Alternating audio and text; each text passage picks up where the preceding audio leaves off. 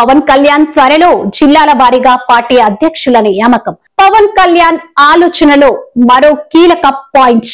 ఇంటింటికి జనసేన కార్యక్రమం. నియోజకవర్గాల సర్వే. పవన్ ప్లాన్ ఏంటి?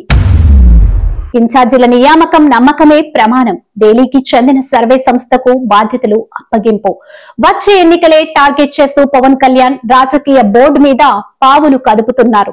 కూటమిలో కొనసాగుతూనే జనసేన బలపడే దిశగా పవన్ వ్యూహాలు సిద్ధం చేస్తున్నారు. పవన్ కళ్యాణ్ త్వరలో జిల్లాల వారీగా పార్టీ అధ్యక్షుల నియామకం కోసం కసరత్తు ప్రారంభించారు. ప్రతి జిల్లాలో పార్టీని మరింత బలోపేతం చేయాలనే లక్ష్యంతో ఈ వ్యూహం పవన్ కళ్యాణ్ ఆలోచనలో మరో కీలక పాయింట్. ఇంటింటికి జనసేన కార్యక్రమం నిర్వహించాలనే ప్లాన్. ఇది గ్రౌండ్ వర్క్ కి బ్రహ్మాస్త్రంలా మారనుంది. ప్రస్తుతం 21 అసెంబ్లీ సీట్లతో ఉన్న జనసేన వచ్చే ఎన్నికల్లో 60 అసెంబ్లీ స్థానాలపై దృష్టి పెట్టింది. 50 బలమైన నియోజకవర్గాలు, 10 కొత్త టార్గెట్లపై పవన్ ఇప్పటికే సర్వేలకు శ్రీకారం చుట్టారు.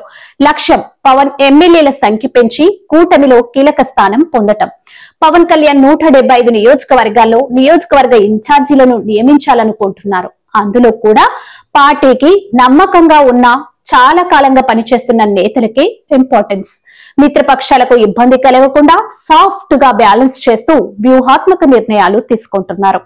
పవన్ కళ్యాణ్ ఈసారి ఆట చాలా ప్లానింగ్ తో ఆడుతున్నట్టే ఉంది.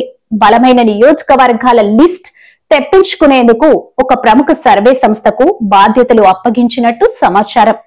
సర్వే రిపోర్ట్ వచ్చిన తర్వాత అక్కడ నమ్మకమైన నేతలను ఇన్ఛార్జీలుగా నియమించే దిశగా పవన్ ముందుకు వెళ్తున్నట్లు తెలుస్తుంది. ఇక రాజకీయాలు అంటే వ్యూహాలు ఆట.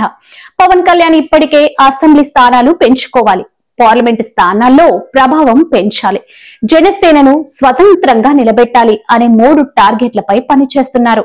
ఇది చూస్తే వచ్చే ఎన్నికల్లో పవన్ కళ్యాణ్ డిప్యూటీ సీఎం కాదు, సీఎంఏ కావాలన్న లక్ష్యంతో ఎదురు చూస్తున్నట్లు స్పష్టమవుతుంది. పవన్ కళ్యాణ్ ఈ వ్యూహాలు తీసుకుంటే జనసేన స్థానం ఎలా మారుతుంది? కామెంట్స్ లో మీ అభిప్రాయం తప్పకుండా రాయండి. వీడియో నచ్చితే ఒక లైక్ చేయండి. డిఆర్ ఫోకస్ ఛానల్ ని ఇప్పుడే సబ్స్క్రైబ్ చేయండి. మరిన్ని రాజకీయ విశ్లేషణల కోసం మళ్ళీ కలుద్దాం.